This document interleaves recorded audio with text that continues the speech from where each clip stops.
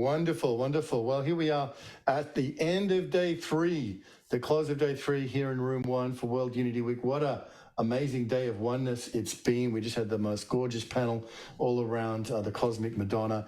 And now we have something very, very special to follow, which I'm so excited that this is part of World Unity Week again, after playing such an instrumental role over World Unity Week and the 99 days last year. Daniela Castell is back with the listening field.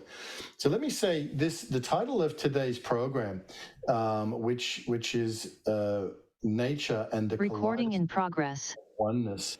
And it's interesting, a kaleidoscope is a tube-shaped instrument that makes patterns when mirrors reflect bits of glass. When you turn the kaleidoscope, new patterns form from the same shapes, put together in new ways.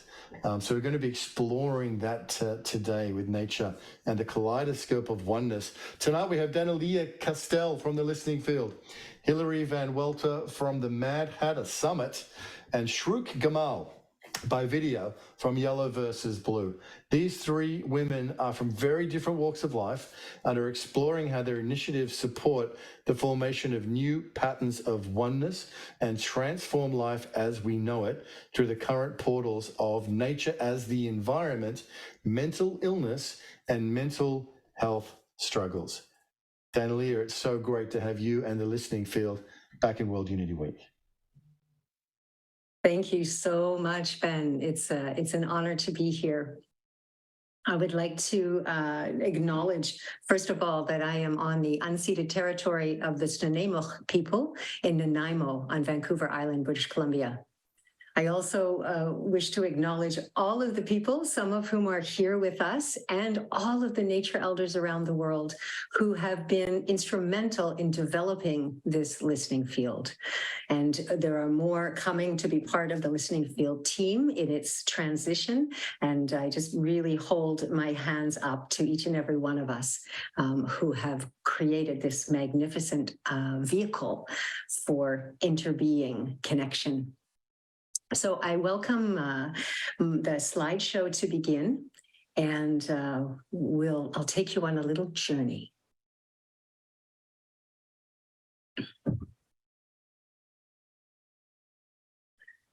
There is a quote just before that, if you will. There we are.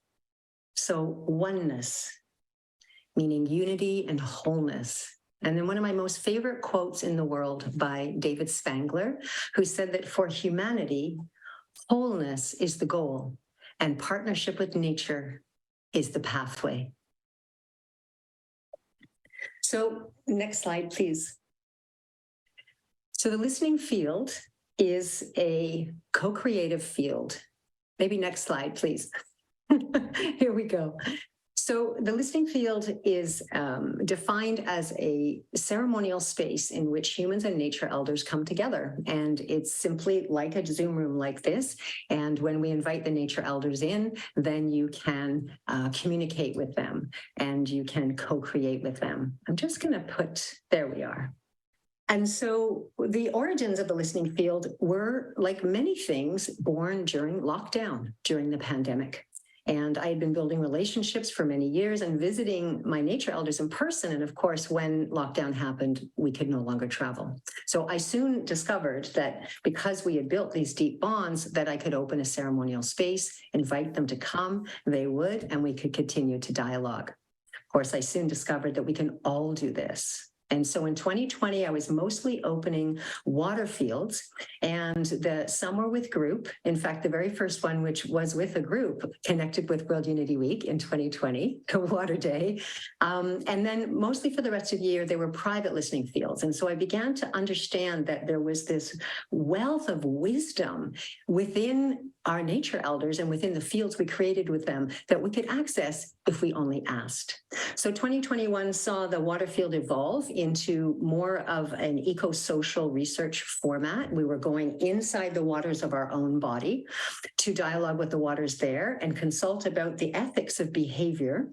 And what I learned in those 16 listening fields that were 3 hours each, I learned how to host the field.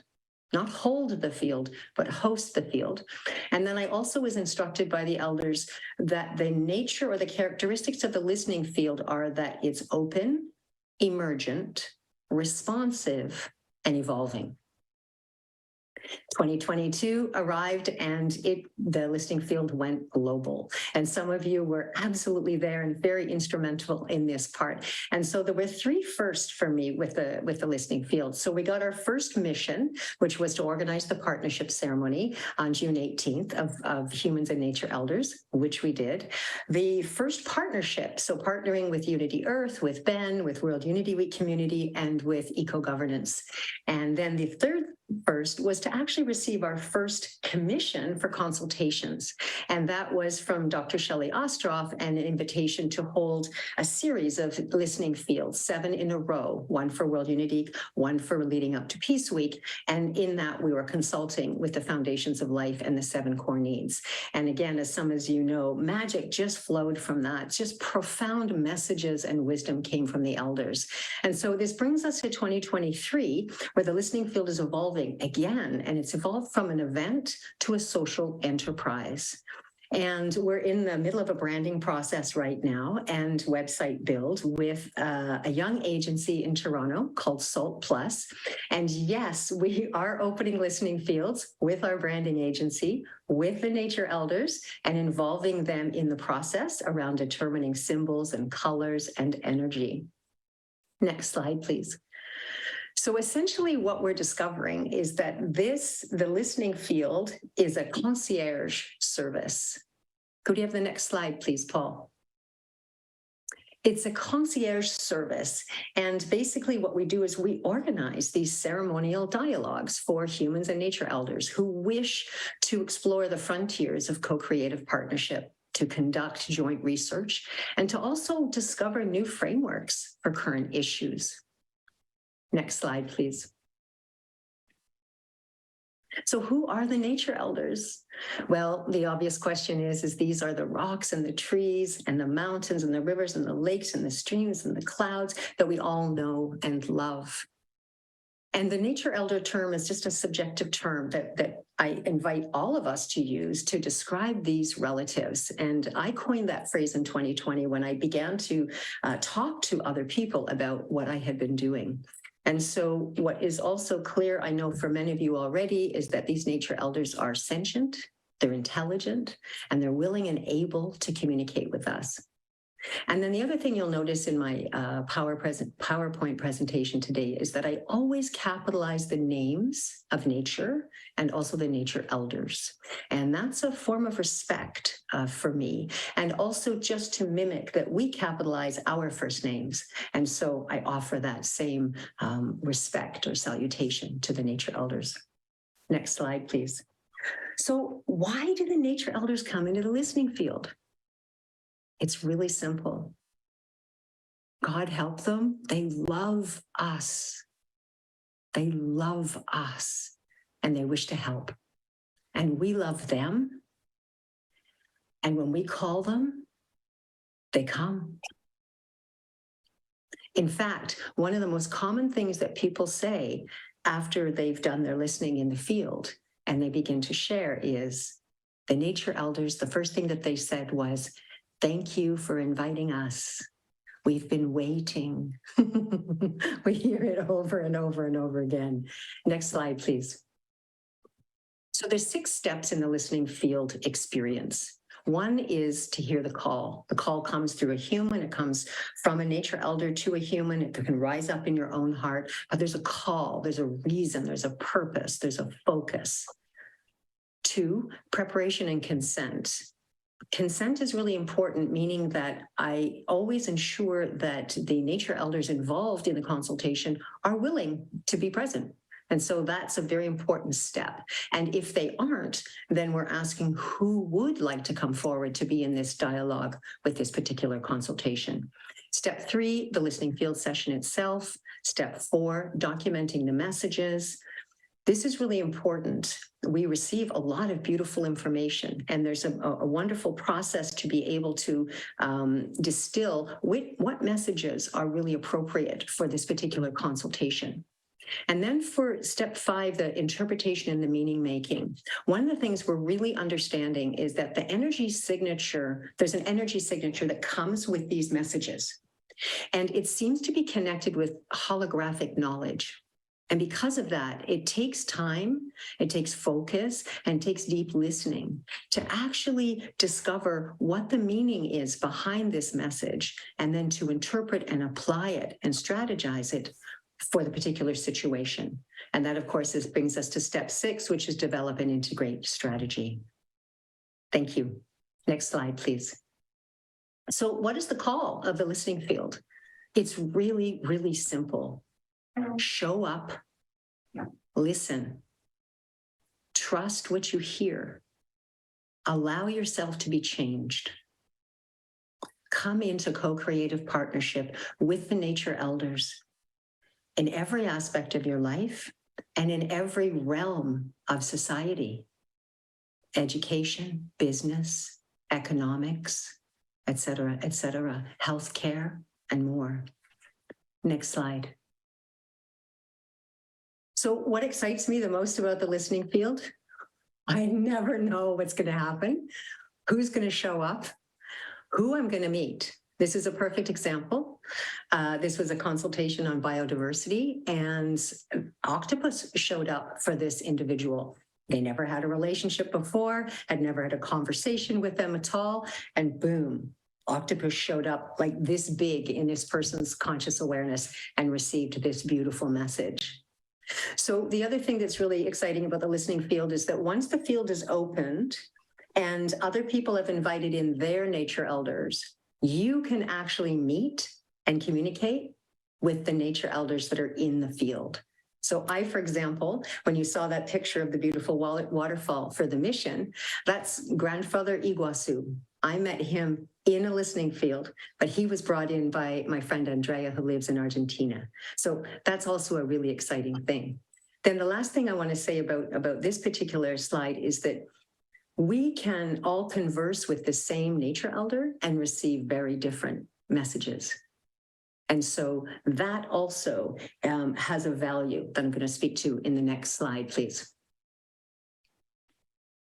So the thing to remember about these messages is that they're an alchemy of the human and nature partnership. They're an alchemy. Now, it sometimes happens that a nature elder will speak directly to you in that way that, we say, God spoke to me. The nature elders speak to us like that. Sometimes, but more often than not, when we're in that heart link with them, the flow of information is very free. So there's images, there's sensations, there's textures, etc. And then as the human, I receive those and I formulate them, in this case, into language and then into interpretation. So again, it's an alchemy, and it's really a prime example of this co-creative partnership that I believe that we're only touching the very, very tip of at this point. Next slide, please. It's possible to have epiphanies and actually transcendental experiences in the listening field. When you're in the heart link with a nature elder, they actually recalibrate our energy signature. And this particular individual was asking this question, which was very relevant last year. How do I get to this place of peace through unity in just 99 days? And boom, instantly she became a cloud. This person wasn't even able to speak, but I could tell on the screen that something big had happened. And so I spoke with them later and then found out that this was her experience. Next slide, please.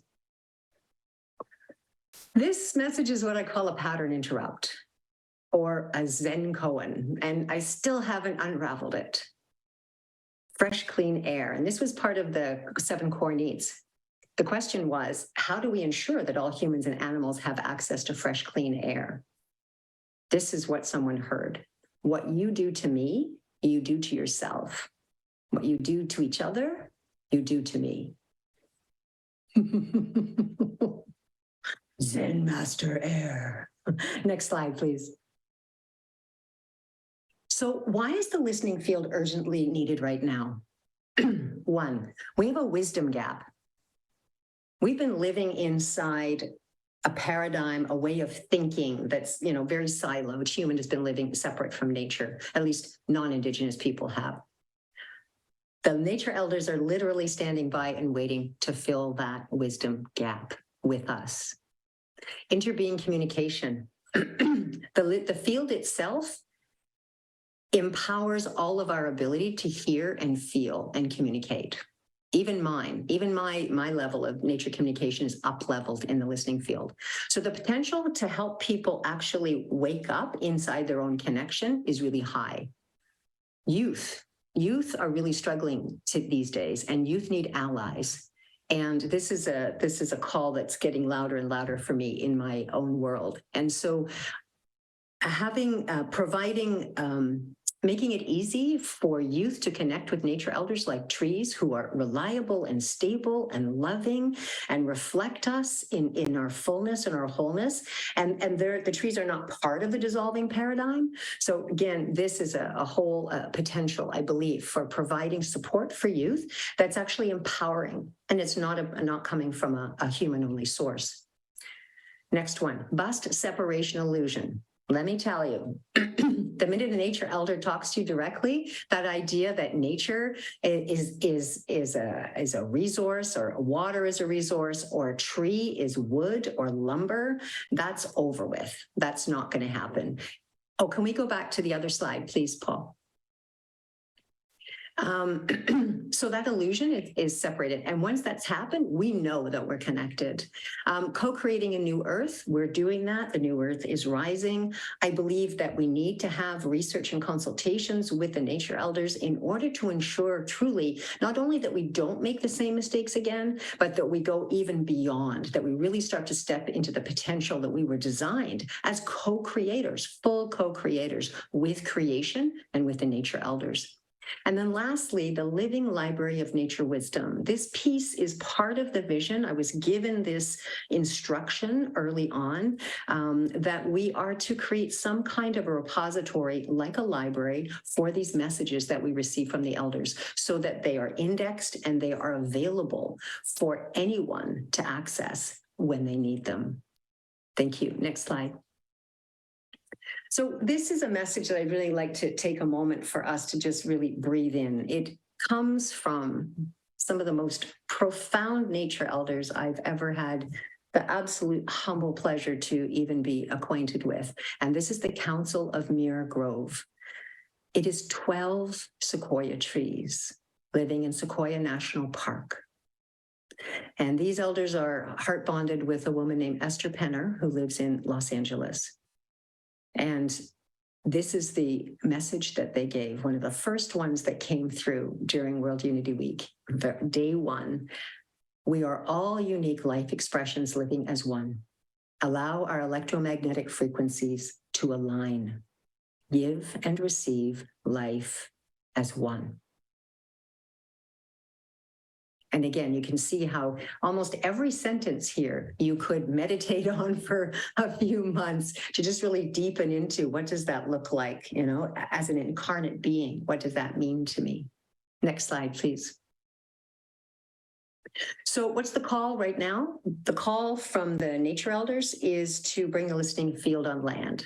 So this is some pictures from one that I did 2 weeks ago in a very ancient forest here on the west coast of Vancouver Island. That's a beautiful, beautiful, stately old grandmother cedar. And the charm that happens when we go in person, different from online, is we have, for example, we had 2 small 5-year-old children who were just enthralled to be involved with us, played all day in the forest. We had other events going on. And then the picture on the left, of course, is we're recording our messages and drawing them in on paper now. The other calls that are important just to share at this moment is that there's a call from the Amazon. There's a call from the Amazon, and I have started a little bit of that organizing. And then there's also a call for the Arctic, an open one with the Arctic. And then the call that I'm hearing from the human field is a call from youth. And I'll say more in a moment about a program that's happening. And then the call that I'm hearing a very, very large, loud call from business. Very loud call from business and business organizations, et cetera. And I suspect that it has to do with the fact that really the listening field provides this opportunity for businesses and organizations to access the wisdom of the nature elders who are embedded in this larger ecosystem. They live in the larger ecosystem. So when we do research and consultations with them, they are providing that kind of information that I believe can really help us discover ways of living on Earth that we haven't even imagined yet. And last slide, please. So what's coming up next? Tomorrow, we have a listening field with Canadian wildfires. So we're inviting in all the nature elders who are affected by the fires, and of course, a fire himself. And then the Nature in Me is a brand new pilot program that I'm partnering with Yellow versus Blue on. It's for youth ages 17 to 29. And the application process is still open. It closes on Wednesday. So if you know anyone of that age group, this is a program that's going to walk them through the process of making a friend with a nature elder for mental health and well-being. And we'll see a little promo video on this at the very end.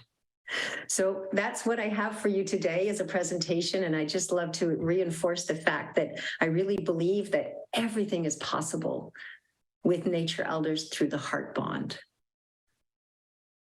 Over to you, Hillary. You're muted. Thanks, Danalia, and I have had the great pleasure of working with Danalia for over the last year in the listening field, and it's been an absolute joy to watch how this has evolved. I'm here tonight to actually talk about the Mad Hatter Summit. And I'm really thrilled to be both with Shruk and Danalia, and hopefully we'll have a little time at the end to start looking at the intersections. I come into the Mad Hatter Summit bringing 5 decades of systems change, deep systems change, working on edges, frontiers, and healing into the work that I'm going to share with you tonight.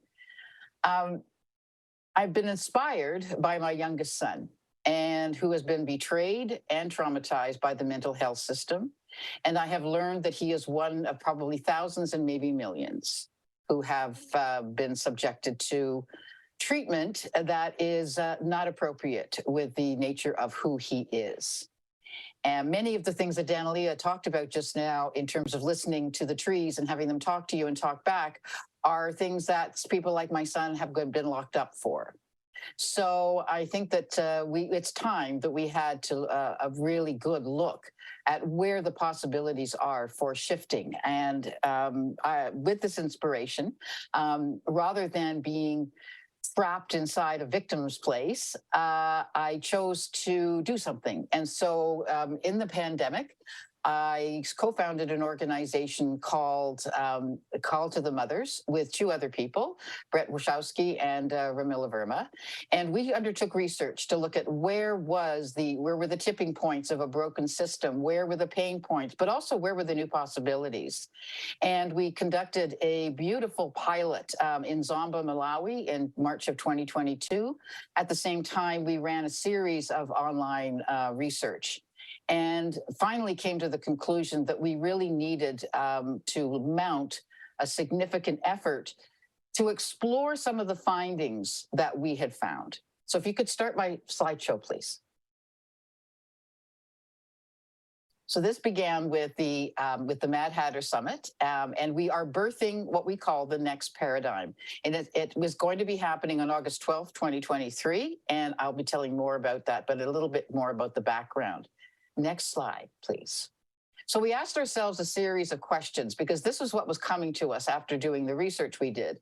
What if the epidemic of crisis, pain, hopelessness, and powerlessness are actually natural responses to the world we consider normal? Next slide. What if these were indicators of a broader and deeper shift of seismic systemic global breakdowns that were already underway? Next slide. And what if, here's the cruncher, what if those who are deemed to have a mental illness and addiction are in fact some of the most critical pioneers and adventurers of a new era of life and well-being. Next slide.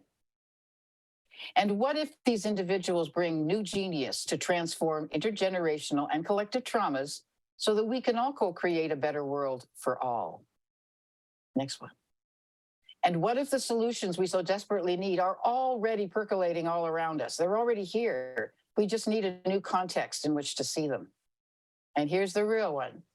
And what if we are being called to move from a biomedical paradigm that we're meant to, that there's an illness here, click, to one of evolution. So from illness to evolution. So this is the paradigm shift we've been exploring. And a fellow I really like who puts paradigm shifts into an interesting graphic says that there's a way of looking at a paradigm shift that would cause one to see the same information in an entirely different way. So is it a duck or is it a rabbit? And the paradigm shift that we're looking at is the one from the pathology to the evolution as a whole series of indicators down. And if you could click through, that's great. We look at their psychotic breakdowns, and then we look at diagnosis of mental pathological illness, for an example, schizophrenia and bipolar. That's what my son was classified with. Clinical treatment through medication, psychiatry, and therapies. Often these are done without consent. And there's a long history now that we're starting to see and research on this. It's deemed to be a lifelong mental illness that you will have for duration. What a life sentence to be given. And the next one is social impact, often homelessness, addiction, incarceration, and isolation, and death. And then the lifelong suffering is the culmination of that. So we took the same symptoms, what we call look at the symptoms, and we said, what if we look at this condition with a different lens? And instead of seeing psychotic breakdown, we actually are seeing evolutionary breakthrough. What if instead of doing a diagnosis of mental illness and pathology, we started to see that this was something else? There were signs of human systems change, including spiritual emergence and neurodiversity, which we desperately need. Instead of clinical treatment, we are looking at a whole ecosystem of diverse and alternative practices, which would be to be able to heal, but also to unleash the gifts and human potential that are sitting trapped inside, and to help that person and us evolve. And instead of lifelong mental illness, we would start to see regenerated lives. It's the social impact going from homelessness and death to community contribution, well-being, and innovation. And instead of lifelong suffering, we're looking at best life, including healing, resilience, and joy. So we looked at the same situation and said, what if we were to look at it with a different lens? And so we've started to focus on the column on the right and started to look at how do we start to mobilize this lens in how we can actually start to make the fundamental changes. Next slide, please. So we are birthing the next paradigm through the Mad Hatter Summit on August 12th of 2023. And we're going to explore and research the breakthroughs that are happening around the world, and then co-creating new ecosystems that inspire a new story of regeneration, well-being, and best life for all. So we're looking at a very fundamental breakthrough. And how we're doing this is with a really cool process called a Taste of Wonderland that is also a baby of the pandemic that was co-birthed with a wonderful gentleman by the name of Alex Pantia in Melbourne, Australia, who showed me one day a map of Wonderland. And I'd never seen Wonderland on a map.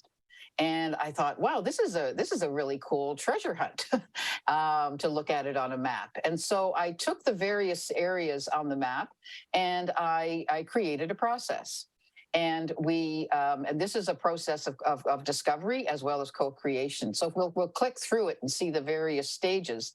These are all photos, by the way, from our pilot that we held in Malawi last year. So the first stop on the way is the hallway of doors. And in the story of Alice in Wonderland, she falls down the rabbit hole and then gets herself incredibly frustrated trying to find the right door and the right size. And so this is where we start to look at the cracks and the breakdowns, but also the tipping points where change is really possible. And in the story, Alice cried so loudly and so much that she created a pool of tears. So this is where we actually go into the grief. And I learned through the pandemic.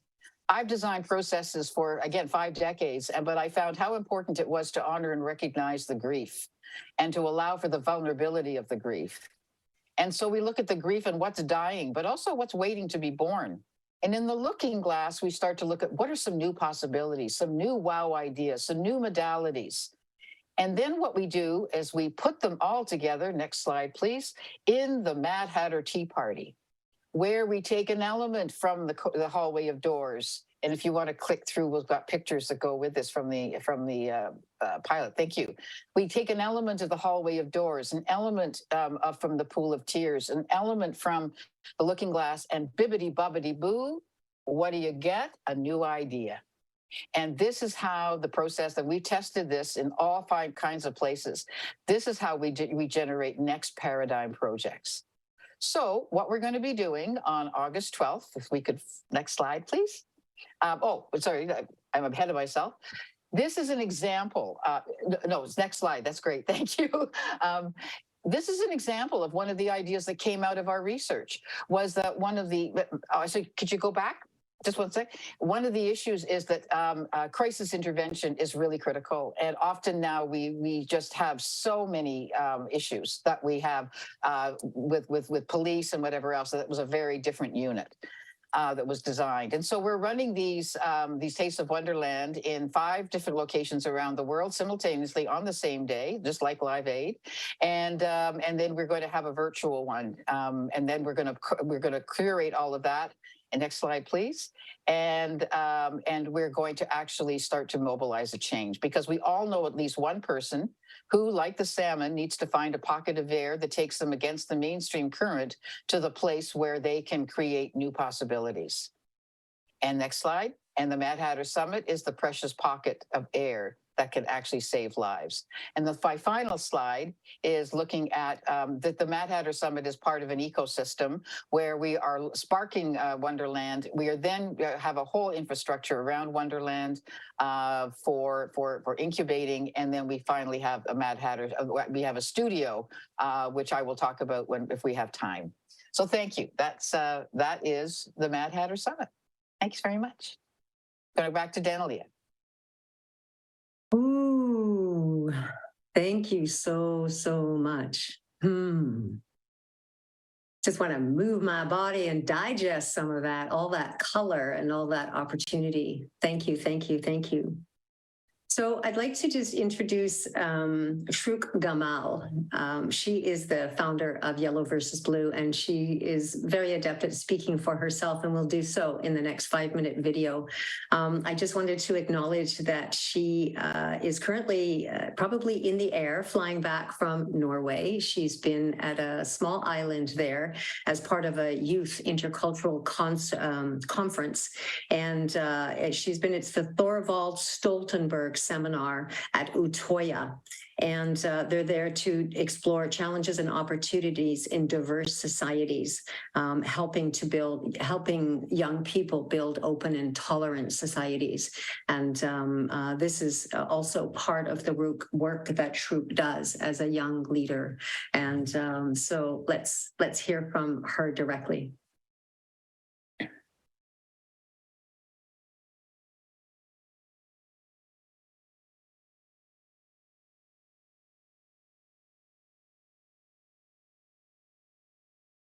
Once we get the sound going, can we back up to the beginning, Paul? That would be great. An organization that supports youth consistently. And I work as an editor with a... Hello, everyone. So my name is Drew. Hello, everyone. So my name is Drew. I'm from Cairo, Egypt, but I'm based in Spain at the moment. I am the founder and director of Yellow versus Blue, a nonprofit mental health and well-being organization registered in the UK, which is crazy because just 2 years ago it was a campaign, but now it's an organization that supports youth consistently. And I work as an editor with a UK magazine to support the refugees and asylum seekers, activists, and volunteers to raise their voices and to speak up for them.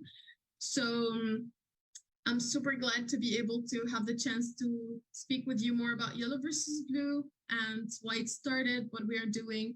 At this time of my life, there were everyday news that youth took off his life, and they just found that they are super stressed from university. They don't know what to do in the future. They don't know how to just have control over their life because of different circumstances that they have, or specific reasons that we don't know. And every day we just have this news.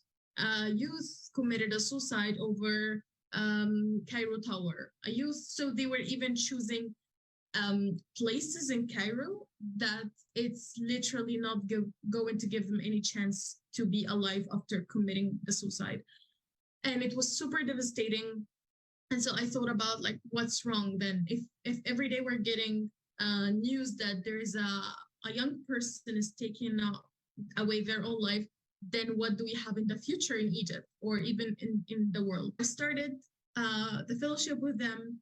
They prepared me how to be an effective leader, how to start my community project, and they assigned me a mentor for a year. The name idea came from Van Gogh because I'm really obsessed with Van Gogh paintings and stories, especially after knowing that he passed away. And there are many like stories behind it, that he took his own life. I just felt that this person was in a real depression, and I read all his letters to his brother, and I got super, super impacted emotionally from his story. And I found that in his last in his last painting, The Starry Night, he used different colors, which was blue, orange, yellow, and every color he used, it means something. And I made a research and I found that he meant yellow, that it's a sunrise, a new day, and blue, it means depression or dark days in English language.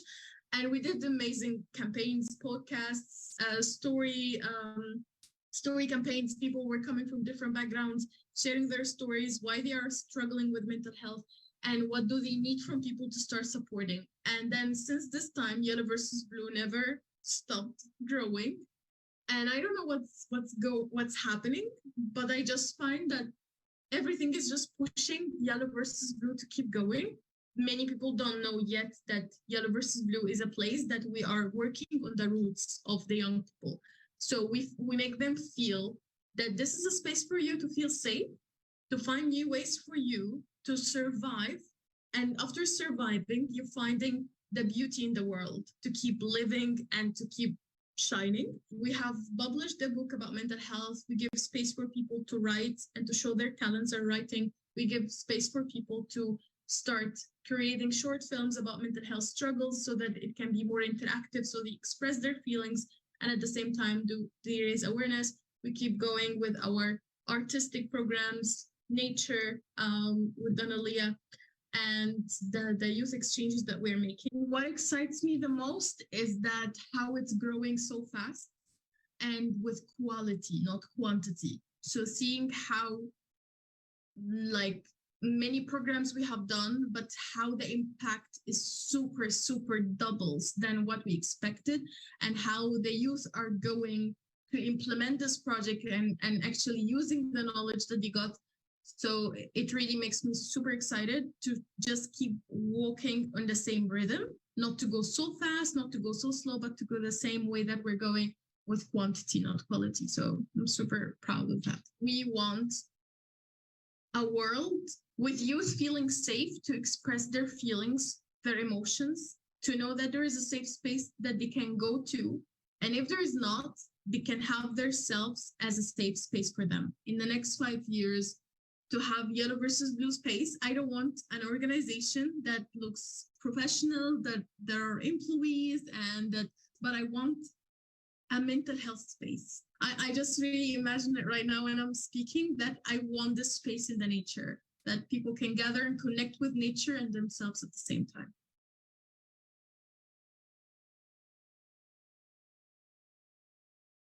Thank you, Shrew. Thank you, young sister. Hillary, would you like to just take us into a short discussion? We really wanted to understand a bit about these intersections of oneness, and maybe Diana Claire also has a question too, or a response. Yes, I'd like to quickly bring in Diana Claire, but I do want to say that we did have a wonderful conversation with Shruk in the preparation of this dialogue. And one of the fascinating things that we talked about was how much we all wanted place-based initiatives. That while the internet is a wonderful place for connection and to be able to have access to resources and to be with each other, that we in ways that we can interconnect across the world is fantastic. But we all talked about how important it actually is to be in a place. How she mentioned about the fact she wanted to see Yellow versus Blue become in locations around the world, and Story Living Studios is exactly the same thing. It's having places and spaces that you can actually be in to be able to, and inside with nature. So nature was again where the intersection is really in place-based, and looking at where the opportunities are to create these places in neighborhoods, in farms, in various locations around the world where people can come and break down so they can break through and be actually, these would be the incubators of the future in terms of some of our most brilliant talent is now trapped inside bodies that are heavily medicated. And so the intersections are, again, with nature as being one of the primary, loves us unconditionally, and a place to be able to let down the barriers, to open up to the new possibilities, and to explore your inner nature so that you can actually be part of the greater change that the world is desperately wanting. So much of the tools and people we need are sitting trapped. And so these are ways of unleashing them. So I see that as the greatest intersection, is this release through this amazing, amazing intelligence and wisdom from nature. So I think, but Diana Claire. Yes. Hello. Well, thank you both. I've loved the presentation. Even I know some of it beforehand, but it was so clear tonight. So thank you both. It was really beautiful. It is beautiful. I just came from a meeting with, so my question is actually immediate, like right now. I just came from a gathering with a mom whose 21-year-old son is suffering deeply, and he's highly, highly, highly, highly sensitive and very vulnerable. And he just wants to disconnect from everything. Mm-hmm. So I was thinking, as you talked about your course, the Danalia that you're about to do with youth, it would be a really great opportunity for him. However, he doesn't want to engage at all online or with any electromagnetic things. I was wondering if you found a way to actually connect with these youth who are so sensitive. We don't have all those safe spaces yet. So there's a passageway still. Mm-hmm. And I just wondered if, I would like to say something to my friend, who's the mom of this 21-year-old. So it's a right now question. I hear you, and I feel you, and I feel him, and I feel them. The first thing that comes to mind for me is, or at least what I saw, is this invitation to actually be on Mother Earth, to take your shoes and socks off, and to really take those people who are having difficulty engaging, especially with various aspects of mainstream society, that being in actual physical contact with Mother Earth, especially bare feet and earth, for periods of time every day is really, really helpful. And just intuitively, that's what's coming to me. And what you're speaking to, though, is there is this call to come back in person. This is what's happening. I hear it. I'm doing it here on Vancouver Island. And it just, I think that one of the benefits also for bringing nature and sensitive people together, whether we're just struggling or we're really, really in crisis, is that nature knows how to be present with us in a nonverbal way. And it's not, nature is not, the nature elders are not an idea, they're a presence. And I think that having, just bringing people together, even without facilitation, that there's a way that the nature elders can help settle the nervous systems, can help them calm, help them connect, not to humans necessarily, but connect to the web of life through the tree elders, through the earth, through the wind, through the touch of water, that can start to restore sensory awareness and connection. So it's that finding that place of belonging that can come from a very non-verbal. I mean, this is what saved my life. I was one of those beings. But fortunately, the elders called me and I heard and I went, and they became my family. So that would be, in the short term, feet on the earth. That's feet on the earth, hands on the bark. And what I would suggest is we have a generation of young men that are in crisis now, and it's a generation. And it is, it's requiring a very different kind of approach. What I've learned is I would get in the car with my son and we would drive to a trail because it was important to get out of the environment around the neighborhood.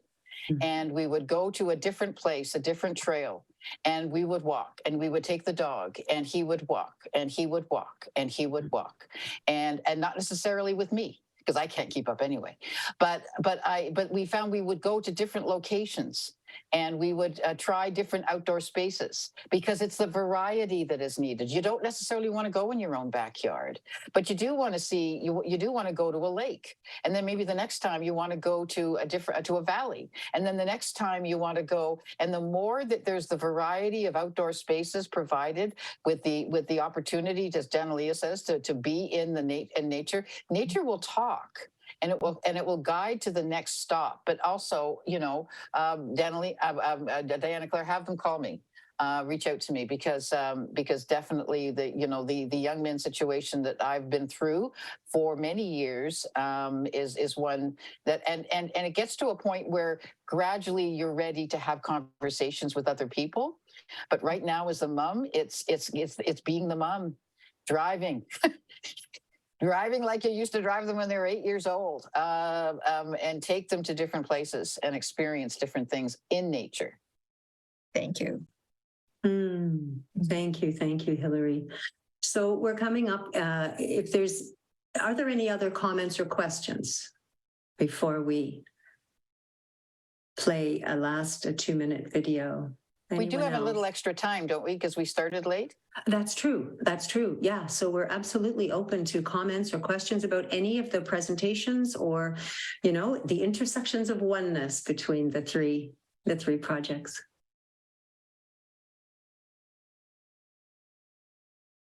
I guess one thing I want to reiterate one more time is the intersection is how what you spoke about and how, and how amazing it is, because whenever I'm in a listening field, it's just joyous and you never know who's going to show up. And they've got such great senses of humor. They really do. They make me laugh all the time. They bring such wisdom and so that is amazing. And yet, when my son is interviewed by a psychiatrist and said that he talks to the elements, he talks to the trees, he hears things back, he is kept in for 72 hours of observation and he is forced medication. So I just wanted to reiterate how interesting it is that, we're trying to asking people to now come into their true nature, come into their true self, to find this beautiful connection. And yet what we also do when people are in the midst of a spiritual emergence or emergency, we slap them into hospitalization and medication, and we diagnose them immediately, even though many of them are not pathological at all. I'm not saying that drugs are not important and medication isn't important for various people. I'm not saying hospitalization isn't right for certain people. Yes, it definitely is. But now it's the only default and it's the only thing we do. So Daniela, what do you think about that? The fact is that on one side we've got this the need to emerge, to be who we really are, and to allow ourselves to be in this beautiful communion and relationship, and yet what our Western and other societies do is shut us down.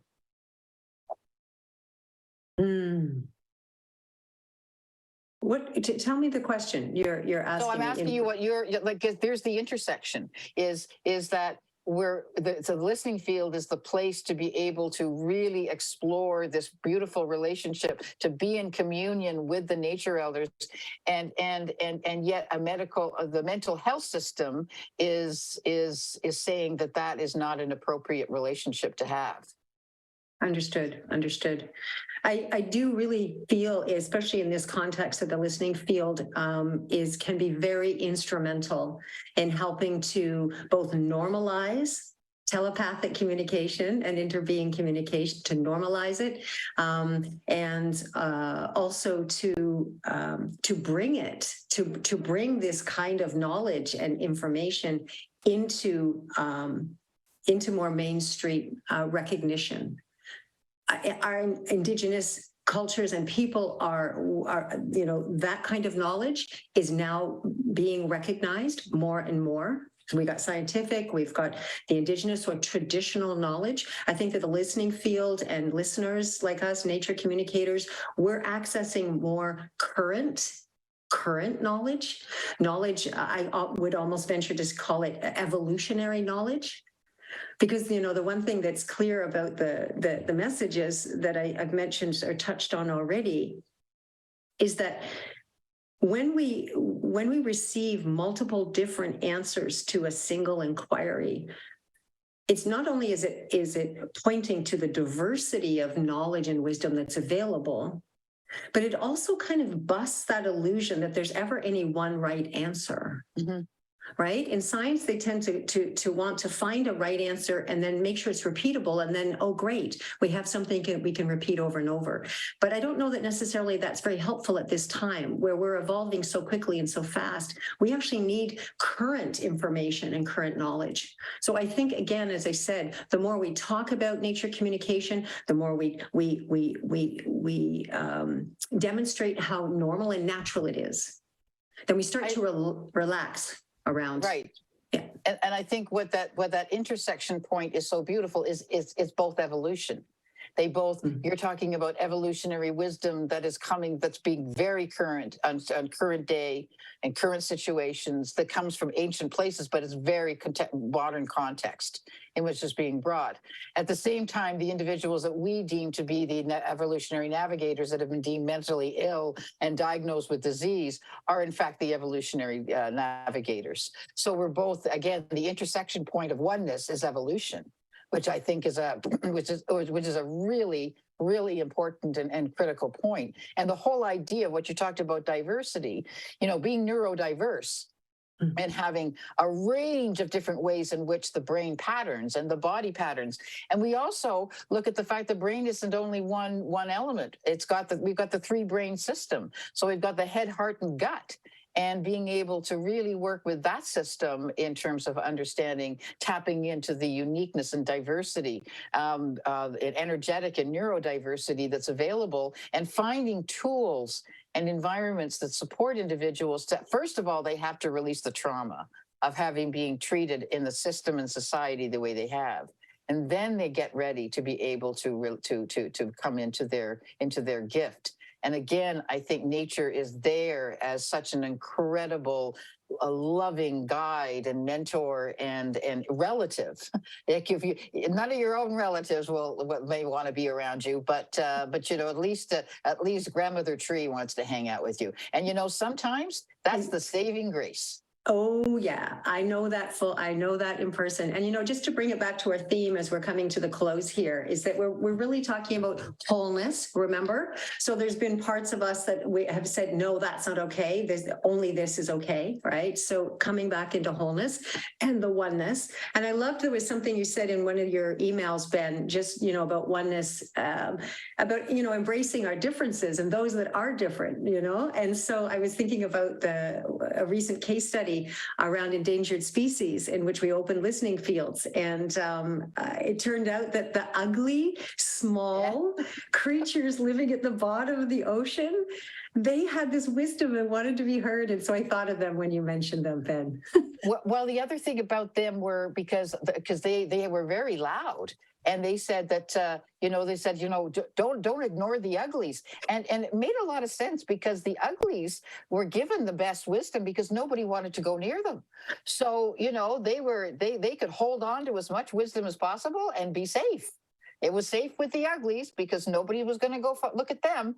And, and that's how they humor. That's the kind of humor they bring into the listening field. It's like, yeah, nobody wanted to come near us, so they gave us all the good stuff. Ben, any comments for you before we go to the last video? Oh, I just love the interdisciplinary cross-pollination that's happening here. What a rich and amazing conversation. It's great, in the spirit that everything is connected, to be bringing things together that are, so you would seem on the surface kind of disparate and distinct, and that you are really, through this experience showing how interconnected all of this is, a relationship to the nature elders and mental health, such a huge challenge globally. Around the world.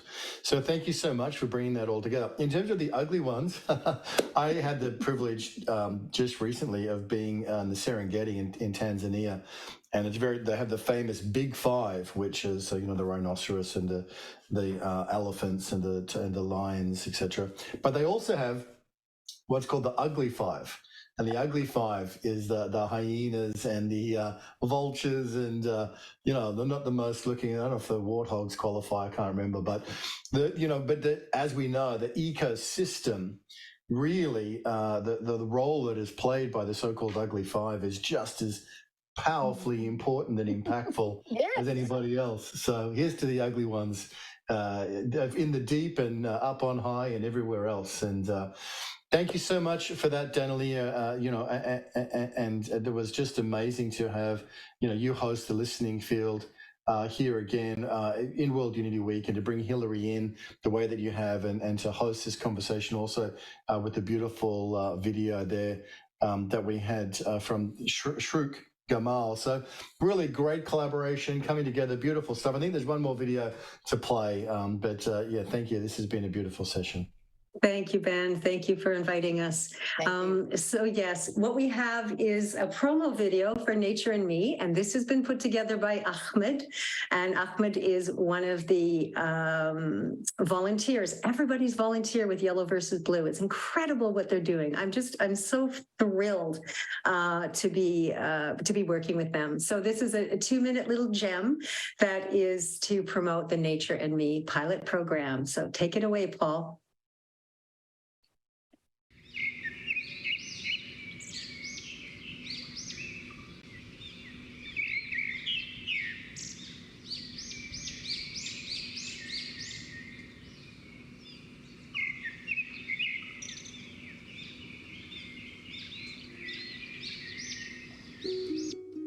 Have you ever wished you had a special friend? Someone who loves you unconditionally, just the way you are. Someone who is wise and funny, who is there for you when you need them, just as you are there when they need you. Hi, I'm Danalia Castell from the Listening Field, and I am honored to have had special friends like these for more than 15 years. What is unique about my friends is that they are individual trees, rivers, and mountains who I know. Now, having two-way conversations with a tree or a river may sound unusual to you, but people who live close to the land have been communicating with the natural world for thousands of years, and you can too. It is truly natural for all of us. Developing a friendship with a nature elder offers you the opportunity to receive the acceptance, love, and support you seek. My nature elders have helped me to listen with my heart, transform my judgments of humanity, forgive more easily, and discover my life purpose. What if they can help you too? The nature elders of Mother Earth are willing and waiting for you. Who are you called to befriend? Join us and discover how to open your mind and body to this soulful connection with nature.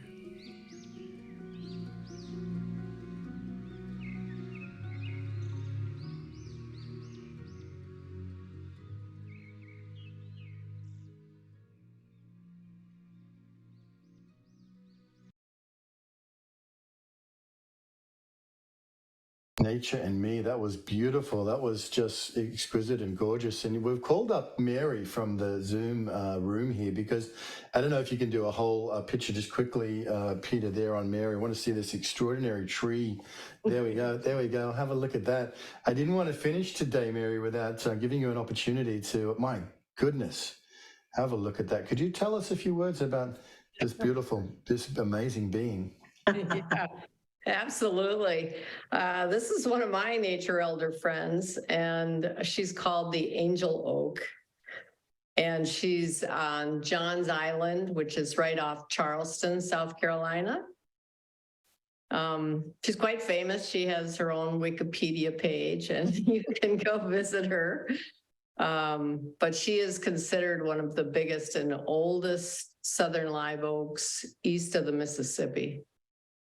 Oh my goodness! And Mary, without putting you on the spot, there, would you be willing to maybe bring a message from this beautiful angel oak as we begin to close today in honor of Hilary and Danalia? Would you be willing to just maybe share a message?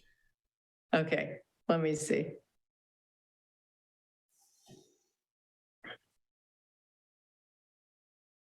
Okay. So what I just said, do you have a message for people on this call? And she said, it's all about opening your heart and loving yourself. So she said, just move into that space of heart opening. That's where all the listening comes in, basically. Yeah. Thank you. Thank you. Yay, thank you, Mary. And Mary is co-hosting with me and Pam Turson, the listening field with Canadian Fires tomorrow, 1 to 2:30. Yeah, find us on the listeningfield.life. You'll see the registration link there. And thank you so much to Hilary, Mary, to Ben, to Shrew, who's flying in the air, and her team. Yeah, we'll see you soon. So beautiful. Hilary, any final closing comments from you? It's been an honor, and check out our rudimentary website. But if you're interested in getting involved in the Mad Hatter Summit or in a Taste of Wonderland, which we're running all around the world right now, please contact me, because this is a movement. It's also connected to a new documentary that's coming out, and a feature film and a publication. There's lots in the works. So please join in. Get in there. And the Mad Hatter Summit, the link is in the chat. So that's great. Yes. Find out more about it. Congratulations on beautiful work and a beautiful plenary. Danalia, thank you. And bless the listening field. Thank you. Yes. And please, reach out. We've got discovery calls that you can book if you want to find out how you can bring the nature elders into your project. And I didn't actually make this statement publicly, but Hilary is the team member with me to work with organizations and businesses. So we are the listening field team for as that work gets going. So yeah, super excited about that.